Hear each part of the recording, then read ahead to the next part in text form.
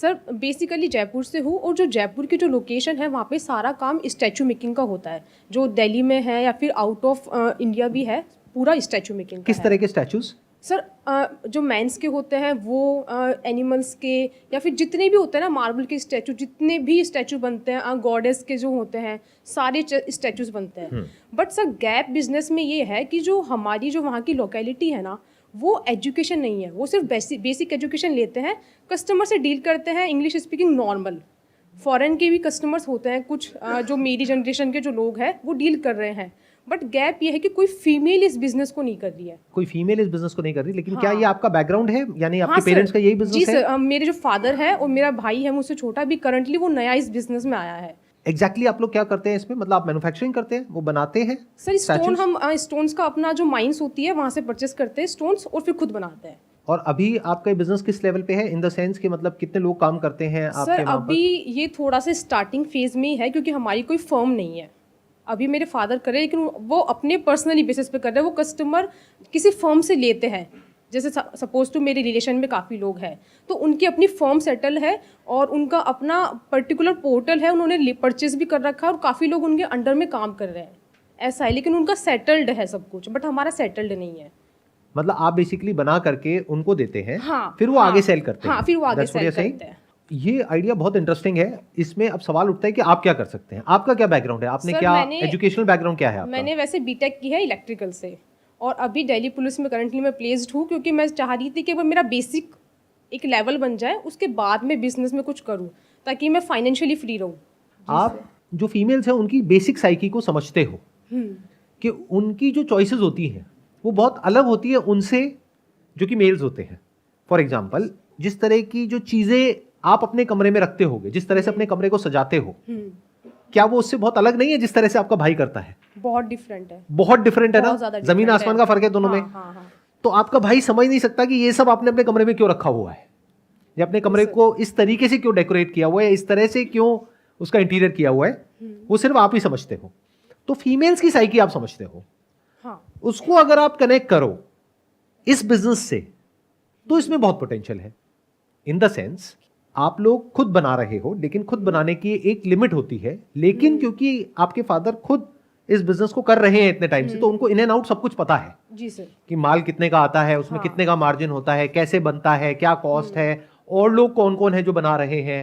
इसका भी बेसिकली एक गढ़ होगा। गढ़ इन द सेंस कि एक एरिया होगा जहां पर ये सारे जितने भी आर्टिस्ट हैं वो लोग बैठते होंगे, उनकी दुकानें होंगी, और वहां पर वो लोग बना करके पीछे घर में बना रहे होंगे, आगे दुकान है वहीं पे सेल कर रहे हैं, वहां से लोग होलसेल में लेते होंगे, फिर आगे जाके रिटेल शॉप्स में सेल करते होंगे। तो अगर इस बिजनेस में आप कुछ इनोवेशन लेकर के आ पाओ, यानी आपकी जो सबसे बड़ी स्ट्रेंथ है वो मैंने अभी क्या कहा, बीइंग अ फीमेल, आप बेसिक फीमेल्स की साइकी को समझते हो। तो ऐसी क्या आइटम्स हैं इस तरह की जो आप अपने कमरे में रखना चाहोगे? मे बी उसमें सिर्फ स्टैचू नहीं होगा, स्टैचू कुछ बहुत इंटरेस्टिंग सा होगा, उसके अंदर कुछ नियॉन लाइटिंग होगी, मे बी लैम्प शेड होगा उसका। What I am saying is कि देखो, इस बिजनेस को करने के 2-3 तरीके हैं। एक तरीका तो ये है कि आपने स्टैचूज बनाए, आगे सप्लाई करें। ऐसा तो और भी बहुत लोग कर रहे हैं। कॉम्पिटिटर्स काफी है। तो यहाँ पे मार्जिन एक लिमिट पे जाकर के अटक जाएगा, उसके बियॉन्ड नहीं जाएगा। यानी जितना टाइम लगाओगे स्टैचू बनाने में, उतनी ही रिटर्न आएगी। तो you are basically exchanging money with time. तो वहां पे एक अपर लिमिट आ जाती है। अगर उनको 100 स्टैचूज की रिक्वायरमेंट है, तो आपके जैसे उनको अलग अलग बहुत सारे लोगों से टाइप करना पड़ेगा, 10 लोगों से टाइप करना पड़ेगा, राइट? Yes sir. तो उस बिजनेस की एक लिमिट है, और ये जिसकी मैं बात कर रहा हूं, अगर इसमें आप चले गए तो इसकी कोई लिमिट नहीं है। और ऐसे स्टैचू शायद अवेलेबल भी ना हो। Exactly, that's what I am saying कि देखो बेसिकली क्या है, मैंने कहा ना, इस बिजनेस को करने के कई तरीके हैं। एक तो तरीका ये है जैसे अभी आप लोग कर रहे हो, यानी कि स्टैचूज बना रहे हो, आगे लोगों को दे रहे हो, वो आगे सेल कर रहे हैं। एक तरीका ये है। दूसरा तरीका क्या है कि आप जो स्टैचूज ऑलरेडी बन रहे हैं वो वहां से लो और ऑनलाइन सेल करो। वो भी बहुत लोग कर रहे हैं, उसमें कुछ भी नया नहीं है, कॉमन है। आप किसी भी मार्केट प्लेस पे जाओ, आपको बहुत कुछ दिख जाएगा। 100-200 रुपए से स्टार्टिंग होकर के आगे कोई लिमिट ही नहीं है कहां तक क्या क्या चीजें बिक रही हैं। तो उसमें you will be one of the players. मतलब हजारों लोगों की भीड़ है जो ऐसा कुछ बेचना चाह रहे हैं, उसमें आप भी शामिल हो गए। हजारों लोगों की भीड़ है जो बना रहे हैं, उसमें आप भी शामिल हो गए। तो उसमें अलग क्या है? बिजनेस में हम लोग ज्यादातर ऐसे ही एक्ट करते हैं कि जो सब कर रहे होते हैं हम भी उसमें शामिल हो जाते हैं, वहीं पे गड़बड़ हो जाती है। अब सवाल उठता है कि अगर आप कुछ ऐसा कर पाओ जो और कोई नहीं कर रहा है, और जो करना कोई बहुत मुश्किल नहीं है, क्योंकि आपके फादर खुद एक आर्टिस्ट है, आई होप कि वो खुद एक आर्टिस्ट है, Yes, राइट? sir. हाँ, तो वो आगे से काम तो बड़े आसानी से करवा सकते हैं कि यानी कि अगर एक प्रोडक्ट की डिमांड आ जाए और अगर उस प्रोडक्ट के 1000 पीसेस बनवाने हैं तो वो आपके फादर के लिए कोई बहुत बड़ी बात नहीं है, उनको पता है कहाँ से बनवाने हैं, कैसे बनवाने हैं। अब ये जो प्रोडक्ट है ये अपने आप में यूनिक है, इसकी अच्छी सी पैकेजिंग कर दो, इसको अच्छा सा कोई ब्रांड नेम दे दो कि इस पर्टिकुलर कंपनी के स्टैचूज हैं, और फिर जो मार्केट प्लेसेस हैं ऑनलाइन वहां पर जा करके अपने आप को इस तरीके से पोजीशन करो कि ऐसा कुछ कोई और नहीं कर रहा है। अब ऐसा कुछ करने में औरों को टाइम लगेगा, हाँ, कॉपी करने में टाइम कॉपी तो होता है बट कॉपी करने में टाइम लगता है। जब तक वो उसको कॉपी करेंगे तब तक आप कुछ और कर दोगे, प्लस आपका एक ब्रांड नेम एस्टैब्लिश हो जाएगा, तब तक हो जाएगा। हाँ। क्योंकि ये मुश्किल रास्ता है। देखो ध्यान से समझो, बिजनेस में क्या होता है कि एक होता है रास्ता जो शुरू में थोड़ा सा मुश्किल होता है, आगे जाकर के आसान हो जाता है। एक है जो शुरू में आसान होता है लेकिन आगे जाकर के बहुत मुश्किल हो जाता है। Yes sir. 99% लोग इस रास्ते पे चलते हैं, यानी आसान सा रास्ता पकड़ते हैं कि अच्छा सबसे आसान रास्ता क्या है, यहां से माल ले लो वहां बेच दो। अरे तो ये तो कोई भी कर सकता है। तो आप तो एक ऐसी मार्केट में घुस गए जहां पे एक ही तरीका है आगे बढ़ने का कि प्राइस कम करो।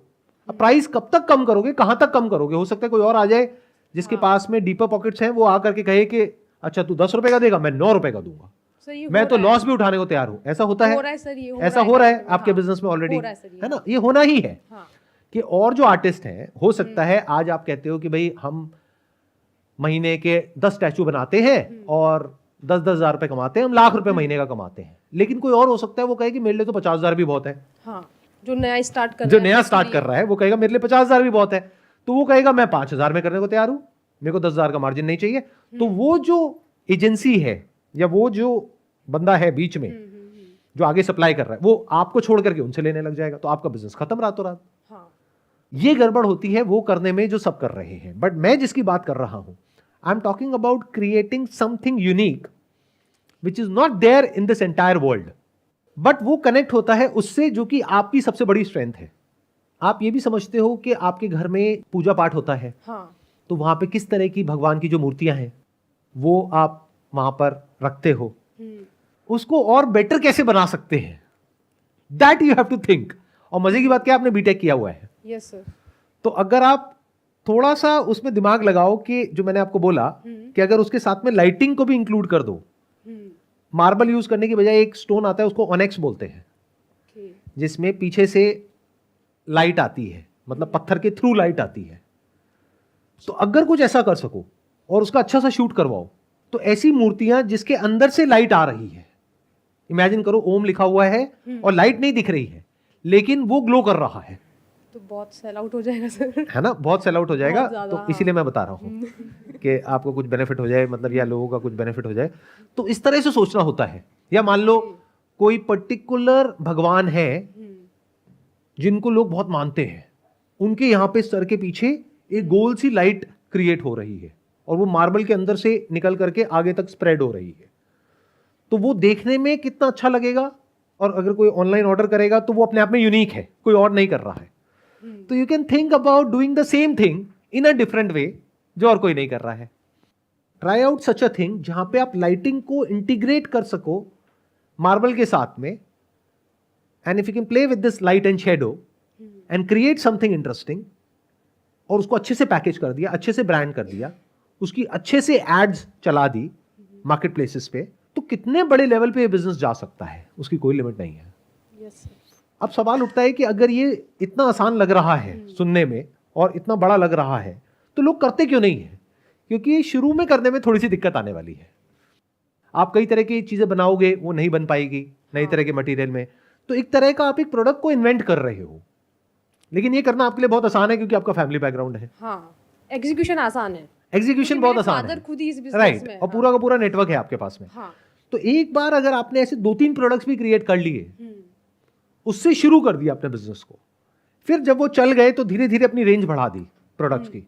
और सर अगर कॉपी कर लेता है तो कोई मतलब सेम, क्योंकि बनाने वाले तो बहुत वो तो सारे करेगा, हैं। बट हाँ। नकल नकल होती है, असल असल होती है। नंबर एक हम्म, कि अगर आपकी जो क्वालिटी है वो औरों से बेटर है, तो इसका मतलब क्या है, ऑनलाइन आपके जो रिव्यूज हैं वो औरों से बेटर होंगे। That is one. प्लस अपनी पैकेजिंग को अलग करो। कॉपी करेगा भी तो किसको करेगा, प्रोडक्ट को करेगा ना। हाँ, प्रोडक्ट पैकेजिंग को तो नहीं कर सकता, नाम को तो नहीं कर सकता, आपके ट्रेडमार्क को तो नहीं कर सकता, ब्रांड नेम को तो नहीं कर सकता। नहीं नहीं नहीं। उस पे काम करो, यानी अपनी जो पैकेजिंग है, जिस तरह से आप प्रेजेंट कर रहे हो उसको अच्छे से करो। प्लस जो प्रोडक्ट की क्वालिटी है, यहां पर आपका जो बीटेक है वो काम आएगा, क्योंकि आप एक्चुअल में कुछ ऐसा कर पाओगे जो और लोग हो सकता है बहुत सफाई से ना कर पाए। डीलिंग नहीं कर सकते वो। नहीं, डीलिंग तो शायद कर लेंगे, लेकिन वो एक ऐसा प्रोडक्ट क्रिएट नहीं कर सकते जो कि देखने में बड़ा क्लीन सा हो। मतलब उसमें ऐसा ना हो कि पीछे से तारे दिख रही हैं, या देखने में बहुत ही अनटाइडी सा है, या फिनिशिंग अच्छी नहीं है।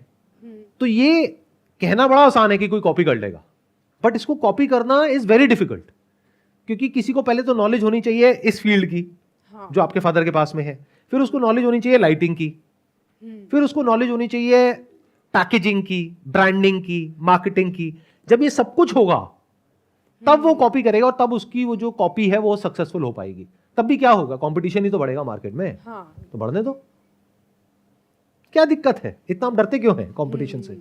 बट हैविंग सेड दैट, इतनी आसानी से कोई कॉपी नहीं करने वाला है इस पर्टिकुलर प्रोडक्ट को, अगर इस तरह से आपने किया तो। और जब तक कॉपी करेगा तब तक आप पता नहीं कहां के कहां पहुंच चुके होंगे। हाँ। ऑनलाइन जो मार्केट प्लेसेस होते हैं वहां पे सारा गेम होता है रिव्यू का और रेटिंग का। तो जब तक कोई कॉपी करेगा, मान लो 3 महीने में, 6 महीने में, तो 6 महीने में हो सकता है आपके पास में रेटिंग है 4.8 स्टार और रिव्यूज है मान लो 500।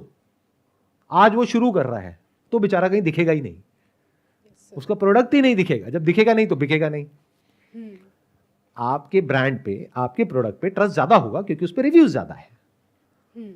आपको मेंटली प्रिपेयर्ड रहना है कि कभी ना कभी तो कोई ना कोई कॉपी करेगा। हाँ। तो उससे कोई फर्क नहीं पड़ता है। मेरे को दुनिया में एक भी ऐसा प्रोडक्ट बता दो जिसकी कोई कॉपी मार्केट में अवेलेबल नहीं है। क्या ऐसा कोई भी आइडिया है, कोई भी प्रोडक्ट है, कोई भी सर्विस है जो अकेला एक ही इंसान कर रहा है पूरी दुनिया में और कोई कर ही नहीं रहा है? सब कर रहे हैं, अपने अपने तरीकों से कर रहे हैं। तो your way has to be different from everyone else. इस डर से कि कहीं कोई कॉपी ना कर ले, आप अगर शुरू ही ना करो, तो ये कहां की समझदारी है। जब कॉपी करेगा तब की तब देखेंगे कि क्या करना है, तब कुछ और डिफरेंट ले आएंगे। तब कुछ और अलग ले आएंगे, क्योंकि आप तब तक इस फील्ड के मास्टर हो चुके होंगे। हाँ। जब तक कंपटीशन आएगा तब तक आप इतने बड़े हो चुके होंगे कि वो कैचअप नहीं कर पाएगा।